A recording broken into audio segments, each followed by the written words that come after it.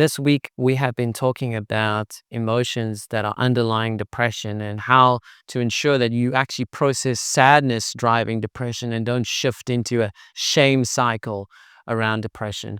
And we've spoken about the importance of seeking out support. Sadness says withdraw, process, and get support. Shame says withdraw and process, and it leaves out the support factor.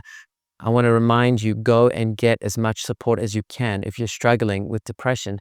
Now, one of the questions that I often get asked as a psychologist from family, from supportive others is, Ty, how do we actually show support to someone who is very depressed and there's a lot of frustration around the depression? And I want to point you to this biblical advice. It says this in Ezekiel 22:30. It says, "And I sought for a man among them who should build up the wall and stand in the breach before me."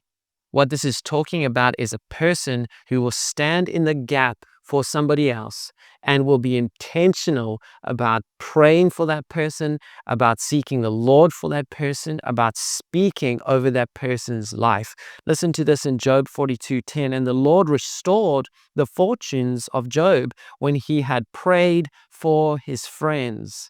Colossians 4:12 says, uh, "always struggling on your behalf in his prayers, that you may stand mature and fully assured in all the will of God." And what the Apostle Paul is talking about here is actually struggling in prayer for others. Sometimes the person is so depressed that they really struggle to even pray. And that's particularly because shame is getting on them. And I want to encourage you, prayer is not doing nothing for them. Prayer is standing in the gap. Prayer is support. Actually pray for these individuals. Don't say you're praying for them. Don't just give them correction. Pray over them. It is a spiritual principle that actually helps them to separate from shame and to begin to process the sadness. Now, what do you pray over them?